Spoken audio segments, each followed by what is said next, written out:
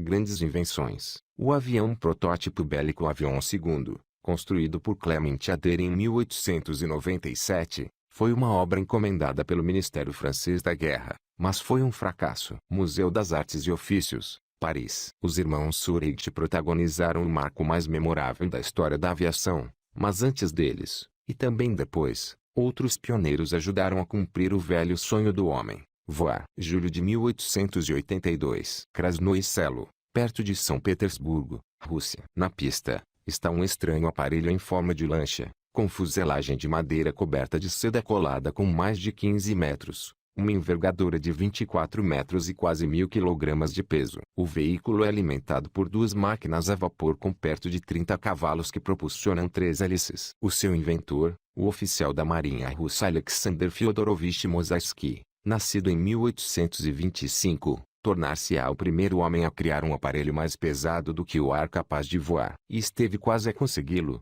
mas a falta de outro motor, uma terceira força de propulsão, foi decisiva. O aparelho elevou-se, mas essa breve sustentação até a perda de velocidade e aterragem com bastantes complicações não bastou para o considerar um voo. Na realidade, o engenho saltou mais do que voou. Talvez tenha percorrido 20 metros, mas só saltou. Anos depois, a propaganda soviética qualificará Mosarsky como o primeiro aviador da história e, em teoria, cabe-lhe esse mérito, dado que estudos realizados em 1970 concluíram que, com um motor adicional, o engenho teria de fato voado. Um aparelho alado chamado avião. Mosarsky morreu em 1890, no ano em que o engenheiro francês Clement Ader, que na sua juventude construíra um velocípede com rodas de borracha, o antepassado da bicicleta moderna, realizou o primeiro voo de avião no Parque do Castelo de Armand-Villiers, a pouco mais de 40 quilômetros de Paris. No dia 9 de outubro, o Éole, assim chamado em honra do deus grego dos ventos,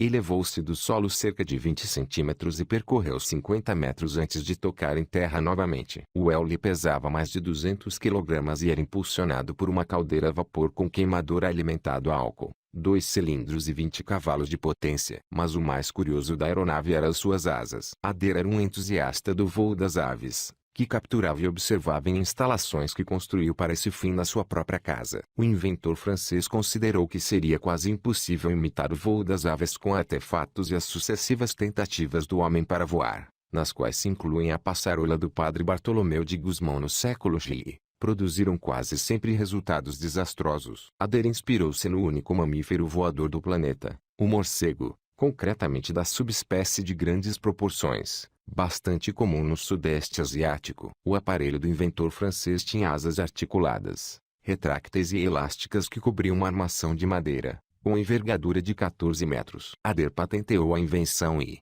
na memória descritiva, deu-lhe o nome com o qual hoje o conhecemos: aparelho alado para navegação aérea, chamado avião. Dias depois da sua façanha, o engenheiro escreveu ao seu amigo Félix Nadar, um pioneiro da fotografia, contando que tinha feito a primeira descolagem com seu aparelho definitivo, o Éole, de morcegos e aves. Em 1892, Ader chegou a um acordo com o Ministério Francês da Guerra para construir um avião capaz de voar a várias centenas de metros de altura com uma duração e velocidade determinadas. Recebeu um subsídio de 200 mil francos, pouco depois ampliado para mais 250 mil. O chamado Avião III foi finalizado em 1897, mas as provas foram um fracasso, em parte por culpa do próprio Ader, que se empenhou em seguir o plano estabelecido apesar de as condições meteorológicas o desaconselharem. Mais do que voar, o Avião III pulou várias vezes antes de aterrar violentamente contra o solo, rompendo uma asa e as duas hélices. O exército cancelou o contrato no ano de 1898. 9 anos antes, em 1889, o engenheiro alemão Otto Lilienthal publicara O Voo dos Pássaros como base da aviação, onde revelava sua teoria de que a imitação do voo das aves levaria algum dia ao voo sustentado dos seres humanos. Nas suas palavras, ninguém pode imaginar a substância do ar até sentir o seu poder de sustentação. Inspira confiança. Também em 1898, Pompei Piraldi apresentou na Exposição Universal de Paris um modelo à escala de uma máquina voadora com as asas de morcego que propunha o alemão Otto Lilienthal, infelizmente falecido antes de testar um dos seus artefatos. Por essa altura, a aeronáutica já não era um sonho de alguns loucos, como demonstra a fundação do Aeroclube de França em 1898. Os indícios pressagiavam que o homem voaria antes do fim do século XIX. Nesse momento, o problema técnico da aeronáutica não estava tanto no desenho dos aparelhos, mas sim na propulsão. As máquinas a vapor, pesadas e volumosas, tornavam quase impossível que os rudimentares aviões pudessem fazer mais do que descolagem. A solução estava no motor de combustão alimentando a gasolina. Em 1900, Albert de Dion e Georges Boulton criaram pela primeira vez um motor de um cilindro exclusivamente para aeronaves, baseado nos desenhos para o automóvel do inventor do motor leve a gasolina, Gottlieb Daimler. Dois irmãos e um destino. Milton Wright foi um dos fundadores da Igreja dos Irmãos de Cristo, com sede em Clayton, Ohio, USA, e do jornal cristão conservador The Star, 1883. Na década de 1870, durante uma sessão com diversas personalidades, pronunciou uma frase que se transformou, com o tempo, numa das maiores gafes da história da aeronáutica: se Deus quisesse que voássemos, teríamos nascido com asas. Essas palavras, que se juntavam ao cepticismo da sociedade americana a propósito da técnica, tinham saído da boca do pai de Orville e Wilbur Wright, os inventores do primeiro avião moderno. De facto, foi o próprio Milton que incutiu neles a ideia de voar quando lhes ofereceu um brinquedo parecido com um helicóptero fabricado em bambu, cortiça e papel que era acionado puxando uma fita. Como acontece muitas vezes, o brinquedo não demorou muito a partir-se. No entanto, os dois irmãos tentaram consertá-lo e construíam várias réplicas. Foi precisamente em Clayton que Wilbur e Orville começaram o seu caminho laboral como impressores. Fundaram o que segundo eles estava destinado a transformar-se no seu primeiro grande negócio, uma oficina de fabrico, reparação e venda de velocípedes a pedais, bicicletas, compreenda-se. Uma invenção pela qual chegaram a sentir verdadeiro fascínio desde que Orville comprara uma. Orville e Wilbur Wright realizaram o seu sonho e passaram à história como os primeiros a efetuar um voo contínuo e controlado num aparelho a motor. Em 1890, os Wright já se sentiam atraídos pelas experiências aeronáuticas que se levavam a cabo, em especial na Europa. Queriam voar por toda a costa e investiram todos os lucros da sua oficina de bicicletas no desenvolvimento do seu próprio modelo de avião. Para levar a cabo os testes necessários, em 1900 mudaram-se para as dunas de Kittiawah, no Carolina do Norte. Tal como Lilienthal, Wilbur não considerou a instalação de um motor no seu aeroplano até ser capaz de o controlar no ar como faziam as águias, segundo as observações do próprio Wilbur.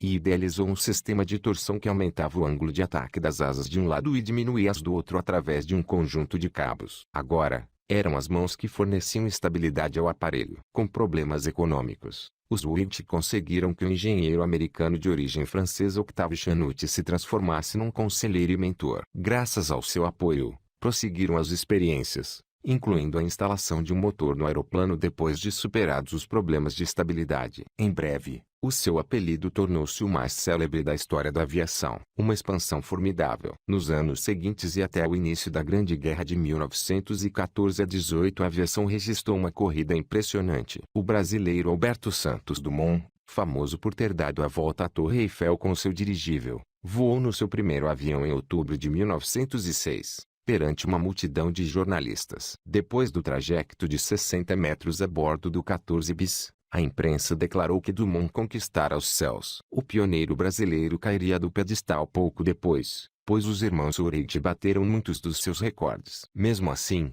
muitos especialistas argumentam que foi Dumont o primeiro a protagonizar um verdadeiro voo autônomo. Descolou, voou e aterrou sem ajuda, ao contrário dos irmãos Wright, que tinham utilizado carris para facilitar a descolagem da sua aeronave. A passarola de Bartolomeu de Gusmão. Muitos especialistas em aviação teimam em não reconhecer o contributo do padre Bartolomeu de Gusmão para os primórdios da aviação. Nascido no Brasil, este cientista apresentou a Dom João V o projeto de um aerostat. Não se sabe se terá de facto passado do protótipo à escala para um engenho em tamanho real. No final do século XVIII, circularam imagens que ridicularizavam a passarola e o seu inventor, mas existe documentação convincente sobre o instrumento de andar pelo ar e o interesse que mesmo suscitou no monarca português. A aeronáutica foi elevada à categoria de ciência e, em 1907, Alexander Graham Bell criou no Canadá a Aerial Experiment Association. Em 1908, Henry Farman voou de Bowie até Reims, naquele que foi o primeiro trajeto de um avião entre duas cidades, antecipando o correio aéreo. Em 1909, Louis Blériot atravessou o Canal da Mancha e, em 1910, o piloto e desenhador de aeroplanos Gulliam Curtis testou uma máquina da qual se podiam atirar bombas. Foram também incorporados rádios nos aparelhos. Em 1911, Pierre Prairie realizou o primeiro voo entre Londres e Paris, e o engenheiro francês Roland Garros ascendeu até quase 4.000 metros de altura a bordo de um Blériot 11 com um motor Gnome de 50 cavalos. Em 1914, quando a Grande Guerra começou, já se intuía que a superioridade aérea seria fundamental. Embora no princípio a ideia de combate aéreo não estivesse contemplada, a realidade impôs-se rapidamente e, em 1915, Roland Garros inventou um sistema que permitia disparar a metralhadora através da hélice, que blindou para evitar que as balas a destruíssem. Nesse ano, os alemães abateram seu aparelho e o inventor francês foi forçado a aterrar em solo inimigo. O alemão Antony Fokker estudou o sistema de Garros e melhorou com um sistema de sincronização, conseguindo que as balas cruzassem o arco da hélice sem tocar nas pás. Os duelos aéreos generalizam-se e a invenção de Fokker transformou-se num pesadelo para os aliados. Ases do ar como Manfred von Richthofen, o Barão Vermelho, ou Charles Nungesser ganharam aura lendária. Começava a era heróica da aviação. 2 décadas depois do seu atribulado nascimento, artefatos de uso militar Clement Ader defendia o papel da aviação na guerra. Em 1909, publicou o livro Avion Militaire, que se tornou muito popular nos anos anteriores à Grande Guerra.